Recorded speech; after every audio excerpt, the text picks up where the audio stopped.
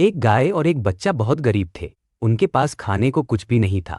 भूख से परेशान होकर वे गांव से शहर की ओर चल पड़े। रास्ते में लोगों ने उन्हें अनदेखा किया, लेकिन एक दयालु दुकानदार ने उन्हें खाना दिया। बच्चे ने धन्यवाद कहा और गाय ने खुशी से रम्हाया। अब उन्हें उम्मीद थी कि शहर में उन्हें एक नया जीवन मिलेगा। एक बार यमराज एक आदमी की आत्मा लेने आए। आदमी समझ गया कि उसकी मौत का समय आ गया है। उसने यमराज से कहा, बस 5 मिनट दीजिए, मैं अपने बच्चों को आखिरी बार देख लूं। यमराज थोड़े नरम पड़ गए और बोले, ठीक है, लेकिन समय से वापस आ जाना। आदमी घर गया, जल्दी से एक बाबा की वेशभूषा पहन ली और जंगल में जाकर बैठ गया। यमराज जब उसे लेने आए तो वह बोले, मैं तो साधु हूं, आपने गलत आदमी पकड़ा। यमराज भ्रमित हो गए और खाली हाथ लौट गए। सीखा चालाकी कभी कभी। एक घने जंगल में एक तोता रहता था। उस जंगल में कई जबरदस्त और ताकतवर जानवर भी रहते थे। शेर, चीता, हाथी और भालू सभी मिलजुल कर शांति से रहते थे। जंगल में एक शातिर शिकारी आ गया। उसने जाल बिछाए और बंदूक से जानवरों को मारने लगा। शेर घायल हो गया, हाथी फंस गया और पूरे जंगल में डर का माहौल बन गया। पर तोते की सूझबूझ से जंगल के जानवर बच गए। उस दिन से तोता जंगल का हीरो बन गया।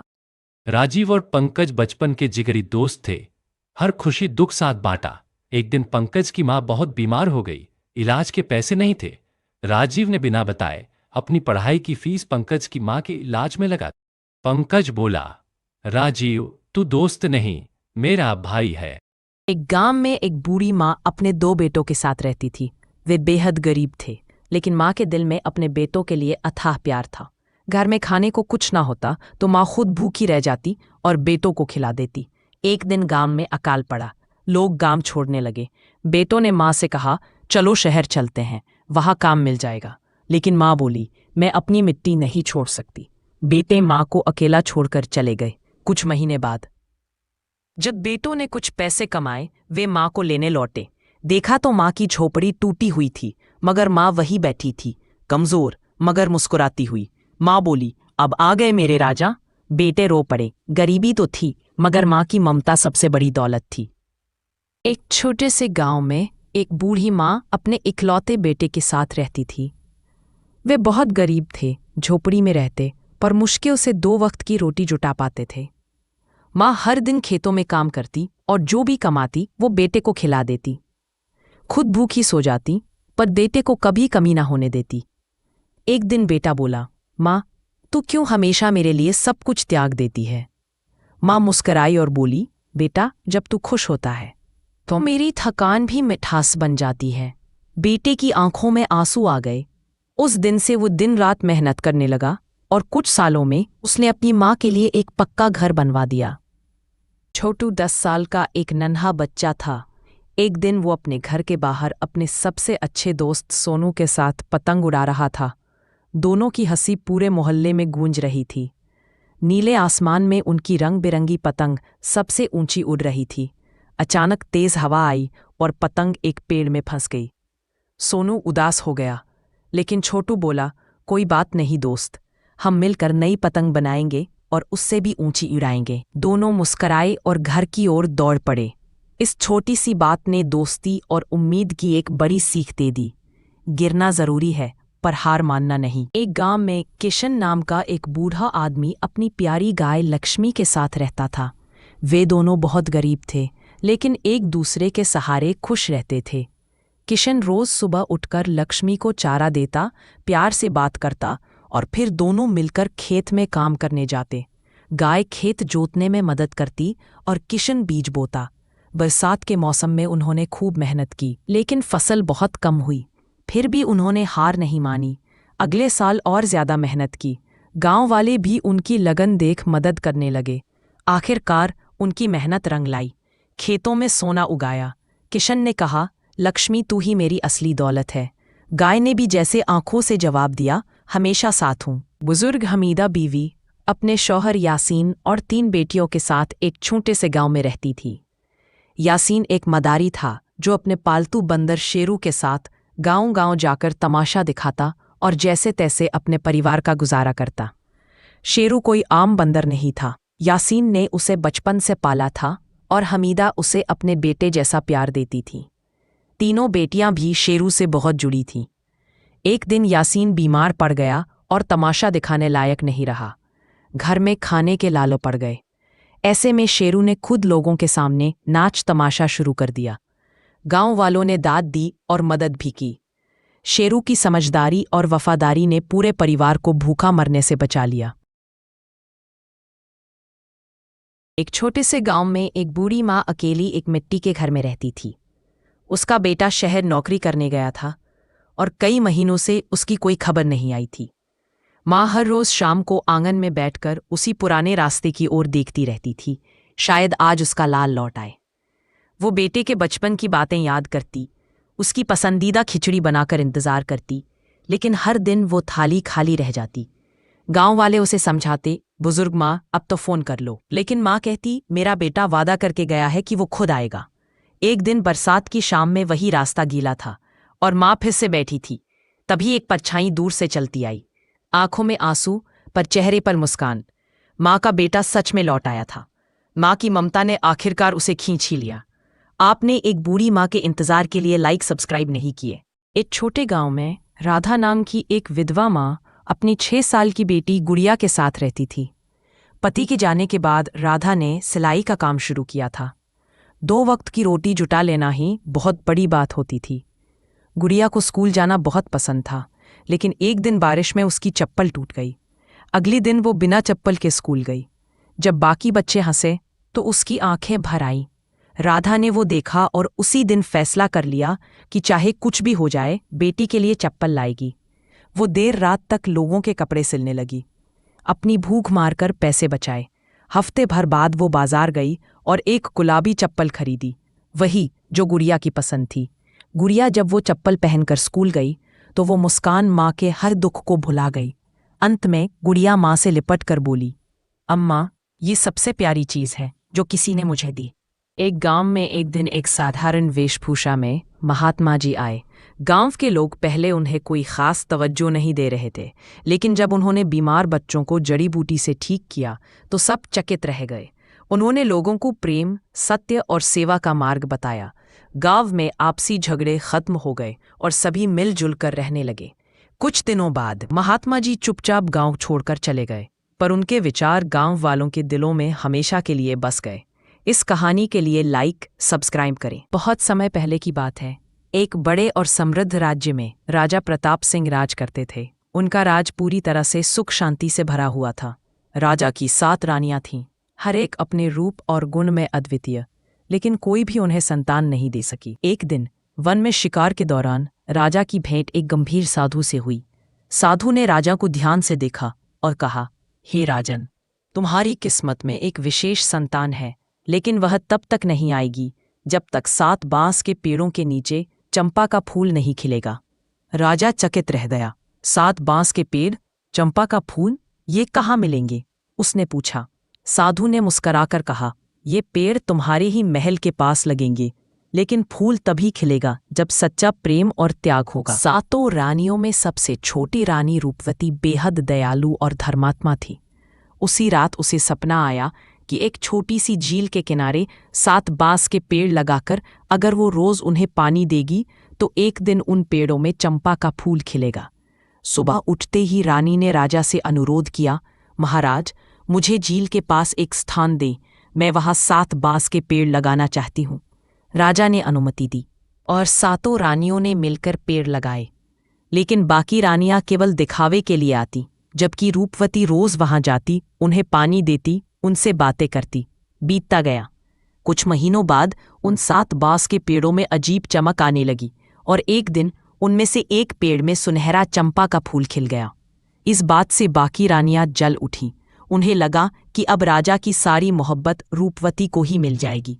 उन्होंने मिलकर एक षड्यंत्र रचा। जंगल में वही साधु घूम रहा था जिसने राजा को भविष्यवाणी की थी। उसे झाड़ियों में एक बच्चा रोता मिला। साधु ने उसे उठाया और अपने आश्रम में ले गया। चंपक बड़ा हो गया, बुद्धिमान, साहसी और विनम्र। 12 साल की उम्र में ही वह शेर से लड़ना, धनुष चलाना और नीति की बातें करना सीख गया। दिन चंपक को साधु ने उसकी सच्चाई बता दी। उसने कहा, चंपक, तू कोई साधारण बालक नहीं, तू राजा प्रताप सिंह का पुत्र है। तेरा जन्म चंपा के फूल से जुड़ा है। साधु ने उसे एक चंपा का फूल और 7 बांस की छड़ियां दी और कहा, महल जाओ, सच्चाई सामने लाओ। राजमहल में उस दिन राज्यसभा लगी थी। चंपक वहां पहुंचा और राजा से कहा, महाराज, मैं आपको आपकी खोई हुई धरोहर लौटाने आया हूं। राजा को लड़के की शक्ल किसी से मिलती जुलती लगी। तभी रूपवती वहां आई। उसकी आंखों से आंसू छलक पड़े। उसने चंपक को देखते ही पहचान लिया। बाकी रानियों को जब लगा कि राज खुल चुका है तो उन्होंने अपने गुनाह स्वीकार कर लिए। राजा ने उन्हें क्षमा नहीं किया और उन्हें वनवास भेज दिया। राजा ने चंपक को राजकुमार घोषित किया।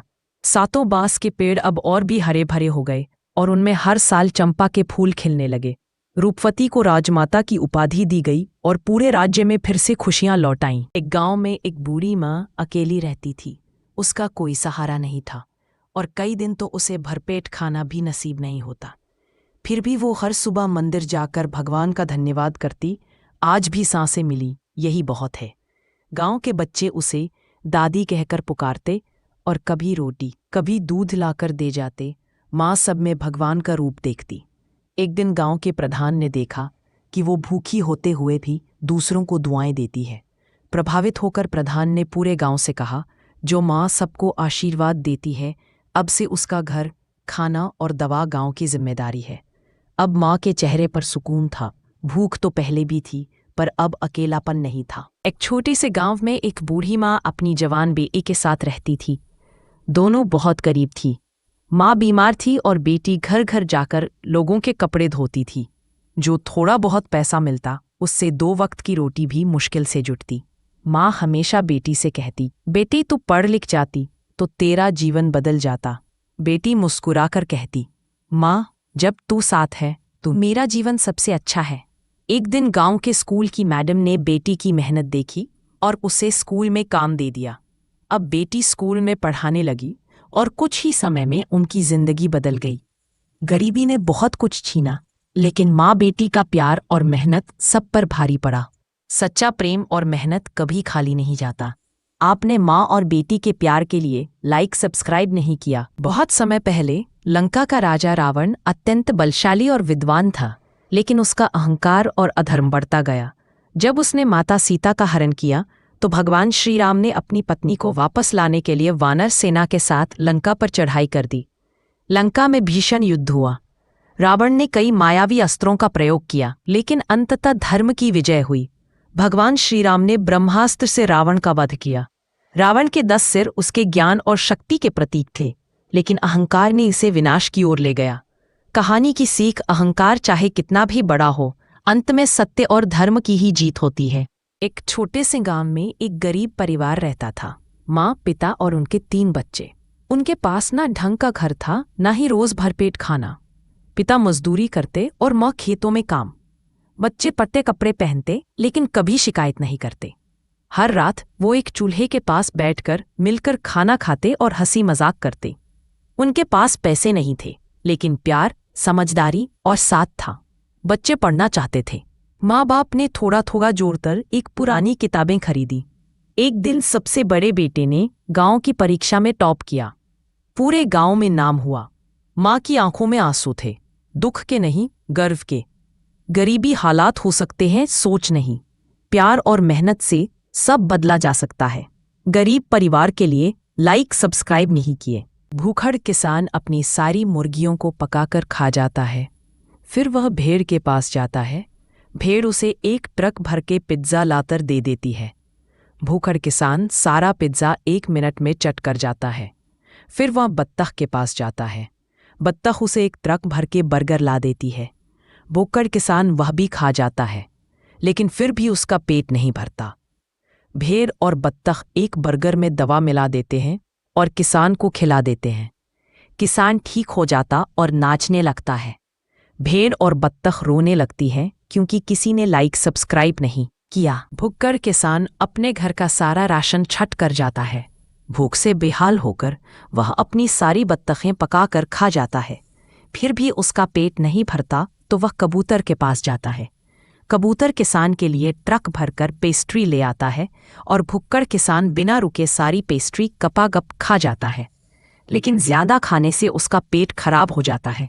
तब कबूतर उसे एक दवाई देता है जिसे खाकर किसान एक बॉडी बिल्डर किसान में बदल जाता है। लेकिन फिर भी वह रोने लगता है क्योंकि किसी ने उसकी वीडियो को लाइक नहीं किया। किसान और कबूतर खेत में खुदाई कर रहे होते हैं। तभी वहां एक पागल दादी आती है और किसान का मजाक उड़ाने लगती है। खुदाई करते हुए किसान को मिट्टी के नीचे सोने का एक चमचमाता हुआ मटका मिलता है।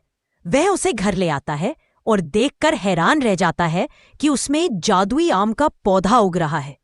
किसान उस पौधे को जमीन में लगाता है। कुछ ही दिनों में वह पौधा एक बड़ा और फलदार आम का पेड़ बन जाता है। किसान यह देखकर बहुत खुश होता है। लेकिन फिर एक दिन वही पागल दादी वापस आती है और गुस्से में पेड़ को आग लगा देती है। पूरा पेड़ जलकर राख हो जाता है। जब किसान वहां पहुंचकर पेड़ की हालत देखता है तो वह फूट फूट कर रोने लगता है। और फिर भी किसी ने वीडियो को लाइक और सब्सक्राइब नहीं किया। एक गांव में एक माँ अपने बेटे और बेटी के साथ रहती थी। उनका छोटा सा कच्चा घर था और बहुत गरीबी में दिन कटते थे। माँ खेतों में मजदूरी करती थी ताकि बच्चों की पढ़ाई का खर्च चला सके। बेटा अक्सर कहता, माँ पढ़ाई छोड़ दूं, काम पर चलो। लेकिन माँ हर बार कहती, नहीं बेटा, तुम्हें पढ़ लिख कर बड़ा आदमी बनना है, यही मेरा सपना है। बेटी भी माँ के साथ घर का काम संभालती और खुद भी पढ़ाई में आगे रहती। बारिश में टपकते घर में भी दोनों बच्चे मोमबत्ती की रोशनी में पढ़ते थे। सालों की मेहनत के बाद वही बेटा एक दिन शहर का बड़ा अफसर बना। गांव लौटकर जब उसने माँ के हाथों में पहला वेतन दिया, माँ की आंखों में आंसू थे। मेरी गरीबी हार गई, मेरा सपना